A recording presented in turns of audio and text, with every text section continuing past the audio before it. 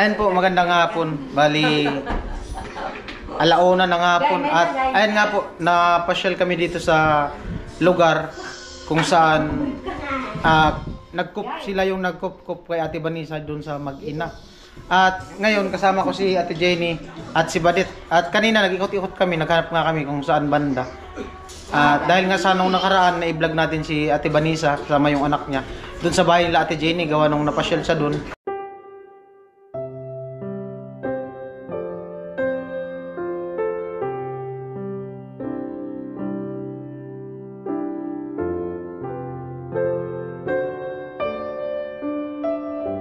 Umuwi po ako dahil doon sa COVID po, yung pandemic.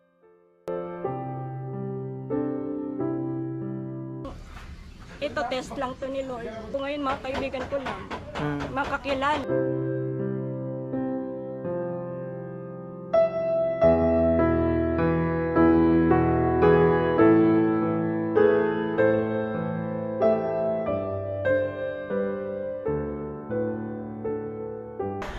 At ngayon, nandito yung isa sa nagkup-kup kay Ate Vanessa. At ayan, nagkwento siya about kay Ate Vanessa. Morning po.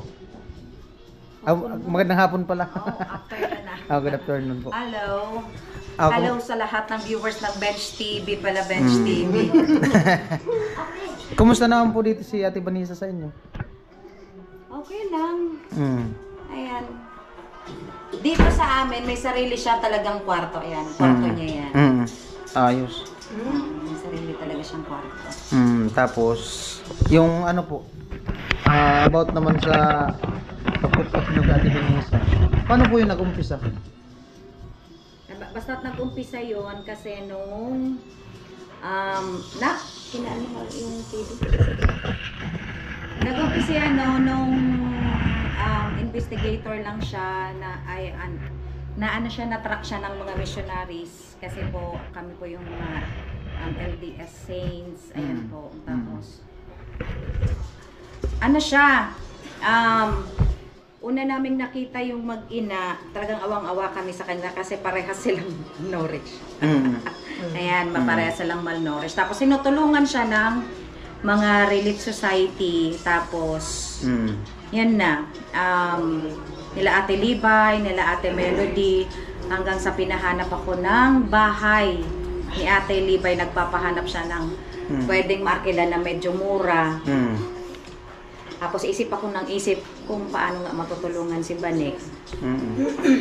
Tapos nung time na nakahanap talaga ako doon sa tabi ng HTC para makapagtinda-tinda siya, gano'n. Pero hindi naman ako nakatulog. Kasi sa kaiisip doon sa mag-ina, hanggang sa nag-usap kami mag-asawa, na kung pwedeng sa amin na lang muna tumira. Kupin siya. Kasi alanganin naman hindi naman siya makakapagtrabaho sa sitwasyon niya. Opo, kasi yun nga sabi niya, kasi nga may bata siya, may anak. Oo, may anak. Tapos sobra pang liit. Tapos nung time na yun, tinutulungan na siya ng church.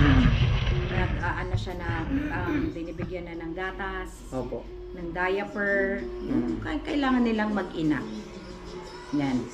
So, ayan po, kasama siya doon sa program ng simbahan. Anong program po? Yung ngayon, guys? Basta't yung yung mga ganyan na family. Tinutulungan namin. Ilang na po siya dito? Ilang buwan na? Ilang buwan na yun, guys? October. Anong bagyong Pagkabagyo. Pagkatapos ng bagyo, lumipat na siya dito. Nabagyuhan siya, na kay Bishop sila, mag-ina. Tapos, ayun na nga, naghahanap na kami ng bahay para sa kanya. Ayun, napag-desisyon na namin mag-asawa na dito na lang. Kasi na lang siya. Kung pupunta pa siya sa ibang bahay, hindi namin alam yung security. Opo. Tapos kung paano namin siya ma-reach out. Wala kaming kasiguraduhan talaga. Opo. Tapos, kinausap din namin yung lahat ng anak ko kung payag sila. Tuwang-tuwa naman sila. Kaya, may angel kami dito sa bahay. Yung bata. Yung baby. Maliit. Siya ang namin, bundle of joy ngayon. Ayan, Di man luto lang na. po siya nagkukwento siya about sa family niya na ano ganito ganyan. Kwento naman pero ano, hindi masyado. Di siya nagpaplano na umuwi sa kanila ganito ganyan. Kasi ang alam ko lang si kuya niya ang ano eh. Ang nagpalaki kasi sa kanya si Lolo. Yun nga daw sabi niya, yung teacher na ano lang. Kaya wala na talaga silang ano. Tapos sila na lang yata ni kuya niya. Mm. Si kuya niya hindi ko naman nakilala na. Yun. Yung unang tinirhan niya, yun ang nagkukwento na yung kuya niya ang tutulong-tulong sa Tumutulong kanya. sa kanya. Oo, habang buntis siya. Mm. Pagkatapos nun, hindi ko naman na nakita. So, ayan. Yun na sitwasyon ni Vanessa. Sa ngayon po, ano po yung mga ginagawa niyo ngayon? Wala din. Nag-aalaga ng... Tulong sa inyo? Oo. Nag-aano lang siya. Kung ano lang yung... Hindi ko siya... Na ano na maging katulong namin. Hindi. Tinuring niyo siya lang na ano, No, kapamilya lang. Hindi po ako ganun. Tinuring Kahit niyo na sa may kapamilya. katulong ako, ayoko ng katulong na katulong nun. Ayos. Nag-ano kasi kami ma'am, gawa nung yung sabi ko na ano na nadala na kami nung minsan na kami may tinulungan. Sabihin natin hindi ko man pera yung mga itinulong doon. Kawawa din kasi yung sponsor mga nagbigay. Ay, oo. Kumbaga parang ang nangyari parang na-scam kami ganito ganyan. Kasi nalaman namin parang napupunta lang sa bisyo yung ano. Kasi di natin alam. Mahal natin, mas lalong makilala pa si Ate Vanessa ng mga viewers.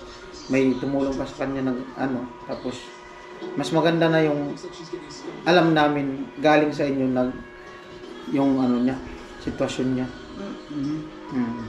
Yan daw ang ano namin sa kanya kapag wala ng gatas, bibila ng gatas. Wala na, diaper. Kasi Kung sa kanilang mag-ina, wala namang problema kahit nasa pagkain, wala namang problema. Nakakwento niya nga Kung ano yung pagkain namin siya, wala. Nakwento niya nga po sa amin nung na ano ko nga siya, sabi niya, nahiya nga daw siya sa inyo. Gawa nung pag ano daw oras ng kainan na parang nahiya daw siyang kumain kasi nga ano daw yung wala man daw siyang mai-share. Yun yung pagkasabi niya. Nabanggit niya yun dun sa vlog eh. Umiiyak nga siya. Sabi ko ganun talaga siyempre, minsan kasi may mga time na tanggapin mo talaga yung katotohanan na di mo kaya. Oo, sa ngayon, wala pa siyang ano. Ang inihingi niya sana, yung pinagpipray niya, na magkaroon na siya ng trabaho. Gusto nga niya din mag-aral sa ALS, susuportahan din namin sana. Oo. Yun nga lang, yung sitwasyon niya talaga. Kasi nakwento niya, parang nag-first year college siya. Ang problema lang, hindi niya pa yung magawa-gawa ngayon kasi meron siyang anak na maliit. Tapos may isa pa daw siyang anak na ano eh. Malaki na yata. Nalaman ko din sa kwento niya. Oo, yun din yung kwento niya. Malaki din. Oo, nagkwento din siya. Ayun, okay naman daw yung ano, sitwasyon kasi nandoon sa lola, parang uulan guy. Doon, uulan nga po talaga. Doon sa side ng ano, nung lola. Nung ano, mister niya. Yung sa kanya. Maaga pa po siya umalis dito kanina. Pagkatapos namin sa church, kasi pag sa Sunday, talagang nag-ano siya. Nandun siya ngayon sa ano niya. Hindi ko lang alam kung saang eksakto. Baka nag-ano na naman, nag-sideline. Kasi sabi niya, nag-ano daw siya eh, ano? Okay, mga okay. Nag-uukay. Dati, Dati. bago siya nag-ano dito, yun daw talaga ang ano niya. Oo, okay. O kahit nga yung isa to, mga bagarilis, diba? Nag-uukay daw Ano talaga kaya siya. gusto ka nang magbabakagan ka sa mga bagay? Pumunta nga sa kanila ni Ate Jenny daw. Yun nga, na ano ni Ate Jenny, sabi Kaya niya. nung pumunta yun dun sa bahay, nagbinta. Binili ko naman kasi binili ko kasi kailangan niya ng gatas. Eh sabi ko, Winento, ano kaya kung ipa-vlog ka sa barkada ko? Nagyan, pinag-ano. Kaya pala sabi niya, ata nga si Ate Jenny ngayon, so hindi ko man isin ika. Sabi ko, si Ma'am Jennifer nga yan sa iba to. Pagod ako, ay yan ako, maestra pa lang yan ako ni LJ. Ang maestra pa lang yan ako. So ayan po, bali si Ate Vanessa, dito nga sa kala ni Ma'am nakatira. At si Ma'am nagtuturo ng, saan ka nagtuturo? Diyan, sa Batos sa. Sa Batos Ano pa, South. Vince, yung anak ko, teacher. Yung anak mo. Siya yung teacher. At salamat sa kala ni Ma'am. Kinukup sila si Ate Vanessa ng walang pag-alinlangan dahil sa din nila din sa simbahan. Kasama nila sa simbahan si Ate Vanessa at saka nakasama dun sa program nila sa simbahan na mga dapat na tulungan. So ayos at kahit paano may tumutulong kay Ate Vanessa na kahit hindi man sila magkano-ano. Dati nga daw pumunta dito si Ate Vanessa na kinukup nila. Sobrang mga payat talaga yung mag-ina. Malnourished talaga. Oo, malnourished. Hindi lang malnourished, severe. Grabe no. Malaki yung ulo niya tapos sobrang liit ng butot balat. Kaya doon lang. Oh, yun lang po. Bali, lang kami, nag-update. Tsaka may sadya din sana kami kay Ate Vanessa. Wala siya dito, may pinuntahan. Siguro next time na lang. Mag-update na lang kami kay Ma'am. May contact man siya Ate Jenny kay Ma'am. Opo. Salamat Ma'am sa sa konting abala.